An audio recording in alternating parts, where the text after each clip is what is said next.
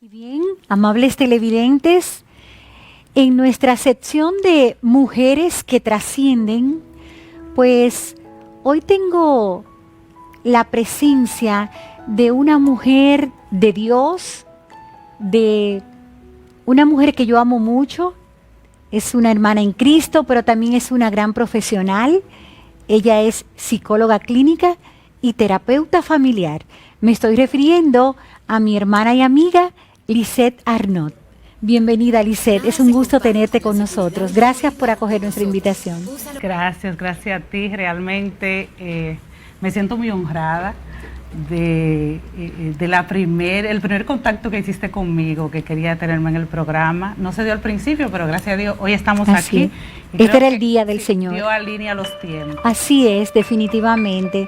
Y de verdad agradezco sobremanera que hayas podido sacar ese tiempito de tu agenda para estar con nosotros. Pues bien, Lisette, hay un tema que en estos tiempos, pues, nos preocupa a todos. Yo diría que nos ocupa y nos preocupa. Y es el estrés. ¿Cómo podríamos nosotros definir el estrés realmente? ¿Qué es el estrés? Nosotros tenemos muchas veces a confundir el estrés con la ansiedad y creemos que ambos son la misma cosa. Y realmente el estrés es una respuesta fisiológica, natural, del organismo para que nosotros podamos sobrevivir.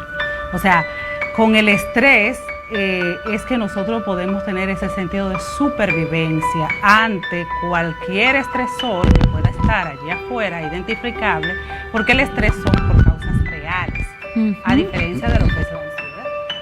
Que a veces escuchamos personas esos términos como acuñarlo como si fuera lo mismo. La ansiedad ya es ese exceso de futuro, como qué va a pasar. Exactamente. Es algo realmente imaginario, pero el estrés es una respuesta natural del organismo. Entiendo perfectamente que la ansiedad es como un temor a lo que viene.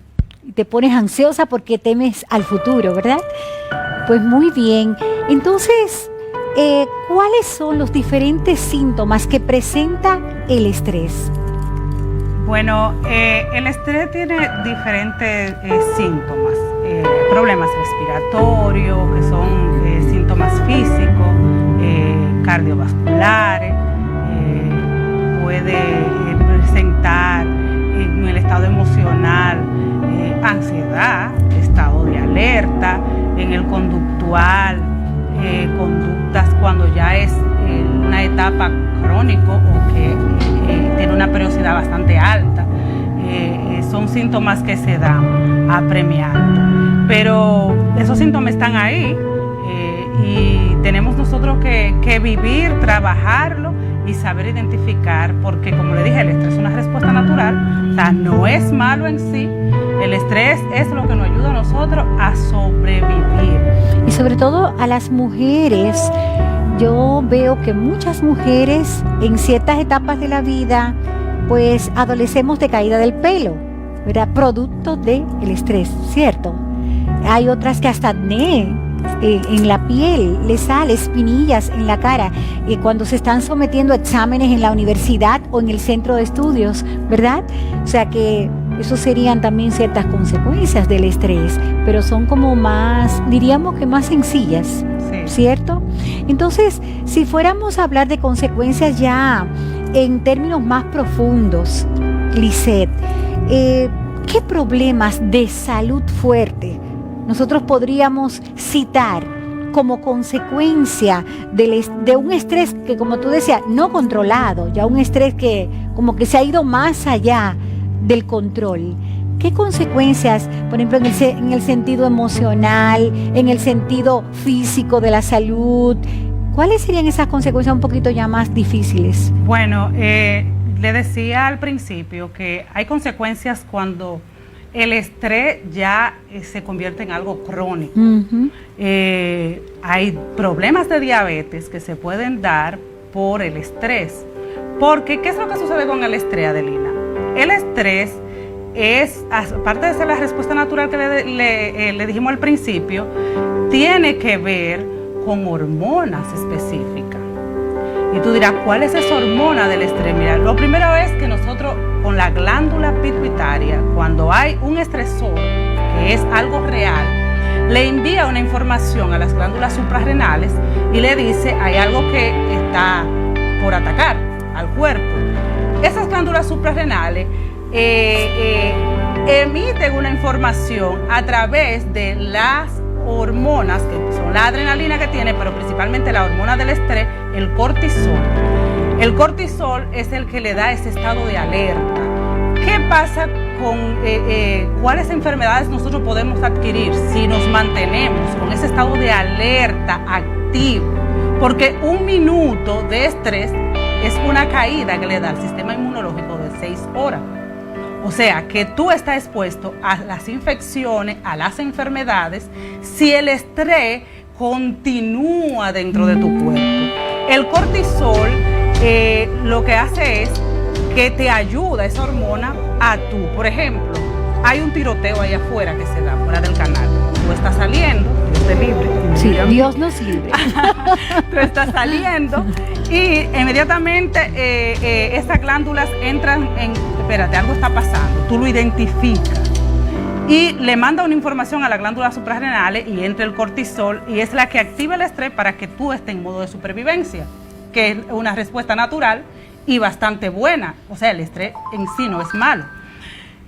¿Qué sucede? Lo que sucede es que cuando ese grado de cortisol se mantiene elevado, entonces, como el cortisol tiene que ver con el metabolismo, cómo yo proceso los carbohidratos, cómo yo proceso la alimentación, cómo yo proceso, cómo se está reaccionando, por ejemplo, la hipertensión, todo esto, si se mantiene elevado, el estado inmunológico cae.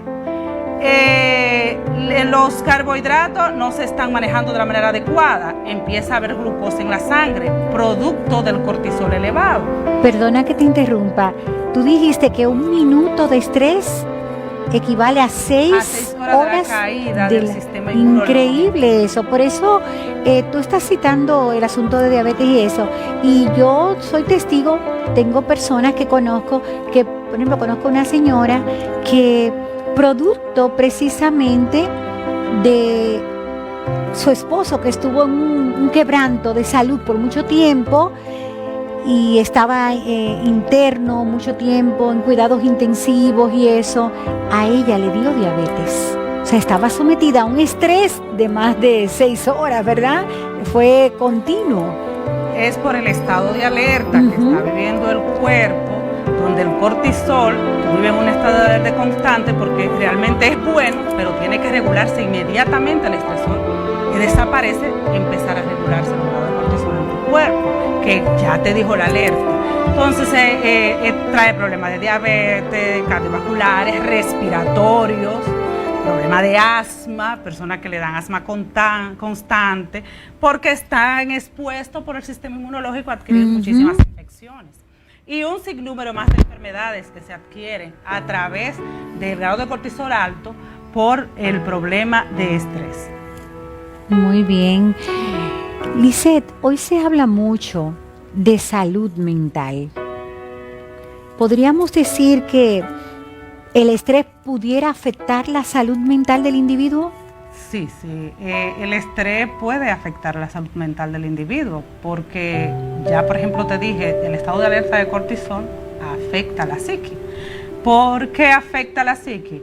Hay problemas de memoria, problemas de ansiedad que puede provocar el mismo estrés, de depresión o cualquier otra situación, porque lo que en un momento fue real, aunque desapareció y el estrés continuo está ahí, no ha desaparecido, entonces comienza a enfermarte mentalmente. Y se ha descubierto que el 95% de las cosas que nosotros pensamos, son más imaginarias, o lo que imaginamos, esas cosas que van a suceder, imaginarias, que reales. Entonces creemos que va a venir una catástrofe inminente, un problema inminente, pero lo primordial es nosotros identificar qué es lo que nos provoca ese estrés y saber que todo lo que estamos pensando que puede venir no es real, y ahí es que entra la ansiedad, porque la ansiedad es por algo que realmente no está, por algo que todavía no existe. Hoy en día los suicidios y los feminicidios están a la orden del día. ¿Tú consideras como psicóloga que tal vez el detonante de esos suicidios, que es quitarse su propia vida, ¿verdad?, o de esos feminicidios, su causa principal ha sido precisamente un estrés que le ha afectado a la salud mental? No puedo decirte que realmente pueda ser que... Pero se puede dar ese caso. Puede darse el caso porque hay múltiples factores para darse esos casos de feminicidio, de suicidio. La depresión es una enfermedad real, o sea que la persona está viviendo, y esa enfermedad hay que prestarle atención, y a veces ven a la persona sonriente, como el payaso, y tienen una depresión que manejan que realmente no le deja subsistir internamente. Pero puede ser que sea el estrés, como puede ser que no, pero hay múltiples factores para darse realmente esa situación. Si fuésemos a categorizar el estrés, ¿cuáles son los diferentes tipos principales de estrés que existen, que podríamos tener? Bueno, hay un endocrinólogo, o hubo un endocrinólogo llamado Hans Selye, que este endocrinólogo es, creo, austriaco-canadiense. En 1936, él hablaba de distintos tipos de estrés que había, y le llaman hasta el padre del estrés. Y hay dos tipos de estrés específicos, que es el euestrés, que es el estrés positivo, y el disestrés, que es el estrés negativo. El euestrés es ese estrés que se da ante los estados de alerta, de estresores reales que están ahí. Inmediatamente ya tú resolviste la situación con el estresor, que puede darse por una entrevista de trabajo, porque tiene que entregar un examen, tiene que presentarlo.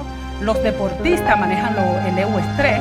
Por ejemplo, vimos que tenemos una deportista que ganó una medalla de oro. Marilady. Para ella llegar ahí, Marilady, el euestrés fue responsable de eso. Aparte que sabemos que Dios, ella. Pero el euestrés es el que le impulsa para tener una recompensa. Y ella sale, corre por eso. Pero no solamente está, por ejemplo, el estado de Marilady, está cualquier situación que sea de una causa de motivación para ti. Por ejemplo, acostarse tarde para un examen, podríamos decir que es un estrés positivo. Ahí no sería el estrés, ahí es que realmente está estudiando tarde.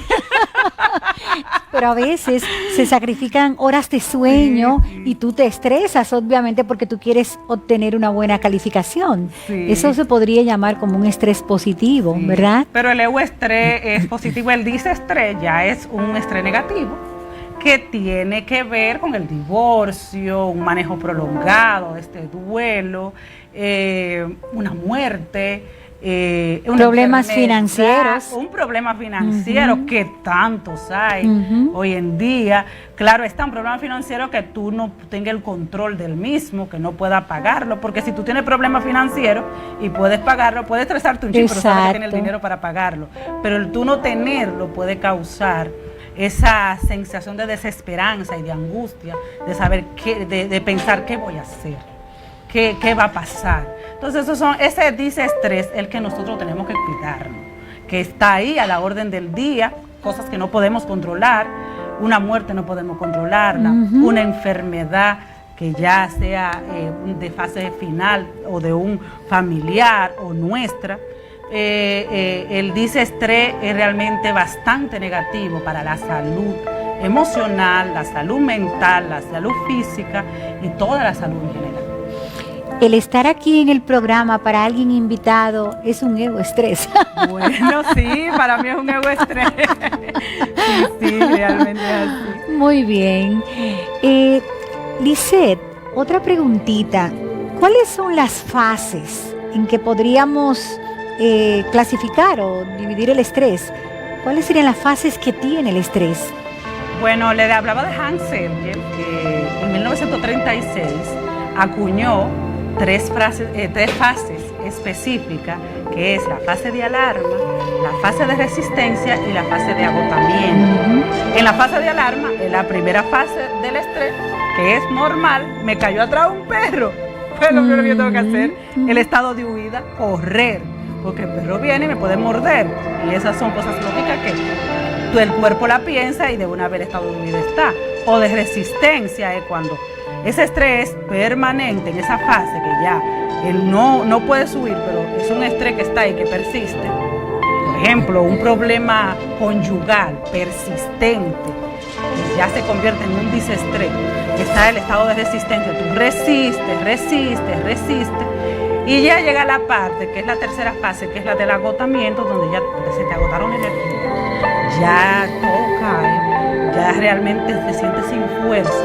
Y entra lo que es la fase del diestre, donde puede manejar depresión, ansiedad o cualquier otra situación emocional que pueda desencadenar esa fase de agotamiento. Eso hay que tratar de evitarlo, entonces, esa tercera fase, ¿verdad? Porque me imagino que en esa fase es que mucha gente pierde hasta el deseo de vivir, la energía de trabajar, de seguir luchando. Y a veces pienso que quizás una persona enfrentar una situación difícil por mucho tiempo, ¿verdad que nos debilita? Claro. Nos lleva a un estrés ya prolongado. Claro que sí, algunos le llaman estrés crónico o agudo. Nos lleva realmente a esa pérdida de energía, nos hace perder el sentido de la vida. Nosotros perdemos el sentido de la vida, es muy peligroso para nuestra salud mental, para nosotros y para los que están a nuestro alrededor, que a veces dependen de nosotros. Así es. Hemos hablado de estrés positivo. ¿Tú podrías citarnos más ejemplos de lo que sería un estrés positivo en la vida de una persona? El estrés positivo puede ser, por ejemplo, tú dar una conferencia, a pesar de sentirte estresado. Por esta parte está la parte de ese estado de emotividad y de el deber cumplido, de que pudiste hablarle a algunas personas. Y que el efecto que surtió esa conferencia en esas personas. Un pastor cuando da sus charlas en la sus iglesia, prédicas, o sus prédicas, o un cantante cuando puede cantarle a un público, puede manejar el estrés, sentir ese estado de satisfacción. Una boda. Sabemos que las bodas son estresantes, no es fácil, pero ese estado de esa emoción de que algo está ocurriendo y de que es para estar con la persona que yo amo, con la persona que yo he anhelado estar, que ha sido mi sueño. Esto es un estrés porque al final tú te sientes completo, complacido, te sientes satisfecho. Hay muchas estrés. El examen para tú graduarte, presentar una tesis en la universidad. Una persona esquiando en una pendiente produce estrés, ¿verdad? Bueno, ahí me produce mucho miedo. Me produce mucho miedo, pero el estrés, toda esa respuesta positiva, los deportistas, los que juegan fútbol, los que juegan básquetbol, toda esa gente lo maneja. Nosotros manejamos el estrés hasta para levantarnos. Necesitamos esa parte de ese estrés positivo para que el cuerpo esté en ese estado de para producir un programa de televisión como este. Ahí va también. Va el estrés. Sí. Estrés positivo porque se conjugan muchas cosas: imagen, contenido, tecnicismo, que las cámaras estén bien, que la música de fondo. Tantas cosas, ¿verdad? Sí. Pero es así, definitivamente. ¿Cuáles serían tus recomendaciones como psicóloga, como terapeuta familiar? ¿Cuáles serían tus recomendaciones para mitigar el estrés? Porque, ¿verdad?, hemos hablado de lo que es estrés, de cuáles son sus consecuencias, de las diferentes fases del estrés, de lo positivo, de lo negativo, pero ¿cómo lo podemos mitigar? Hay múltiples formas de mitigarlo. Hay una en específico que yo quisiera entrar ahí, que es el ejercicio físico. Te ayuda muchísimo hacer ejercicio físico, la relajación profunda. esa relajación terapéutica, no estoy hablando de otro tipo de relajación, esa relajación terapéutica, respiración profunda, el apoyo social, tener amigos, amigos que tú puedas contarle esta situación o X que está pasando, que ven las cosas desde otro punto de vista. Tener esos oídos que te escuchen, sí, ¿verdad? Que quizá tú interpretaste que el estresor, que ojalá no sea tu esposo ni un hijo adolescente, ese amigo te puede decir, no, pero si tú lo haces así, puede ayudarte. ¿Qué otra cosa? Aparte, una buena gestión emocional. Una gestión de emoción adecuada te ayuda a mitigar ese estrés prolongado. Pero eso de caminar, yo lo he vivido cuando caminamos, aunque sea media hora, una hora, de verdad que sentimos algo renovador en el cuerpo y en la mente, es cierto. El descanso, dormir bien, eso es vital. Hablábamos ahorita, por ejemplo, usted decía, pero el estrés puede ser una gente que se acuesta tarde. Manejar bien el tiempo te puede ayudar a ti a mitigar el estrés. Porque a veces nosotros tenemos un examen y habemos personas que dejamos la cosa como para el último momento. Entonces, sí. Esto causa un estrés que puede causar, puede ser negativo.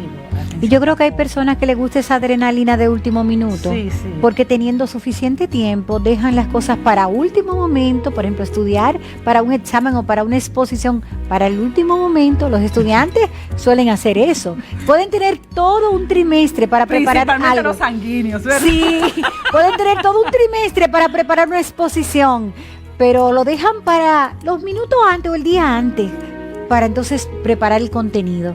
¿Sabe otra cosa? La alimentación. Nosotros a veces no le prestamos atención a la alimentación.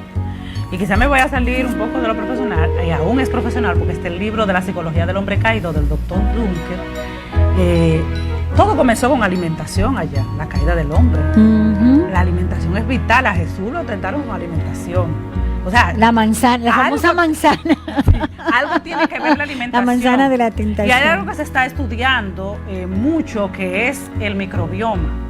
El microbioma que tenemos en el órgano más grande, que es la piel, el microbioma que tenemos en los intestinos, que es el microbioma, es como la colonia de bacterias, de virus, hongos, de todos esos patógenos que nos ayudan a regular bien el cuerpo. Y si nosotros no nos alimentamos bien, ese microbioma que tiene que estar bien alimentado nos va a afectar la salud.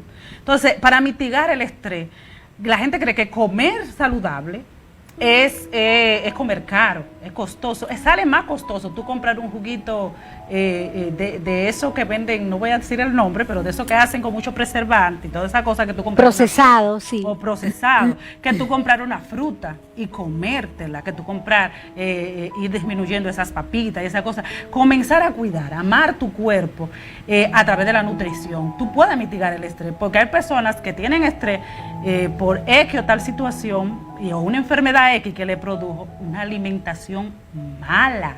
Entonces esa alimentación mala le produce que se le afecte su microbioma intestinal, que ya se ha descubierto que ese es el segundo cerebro.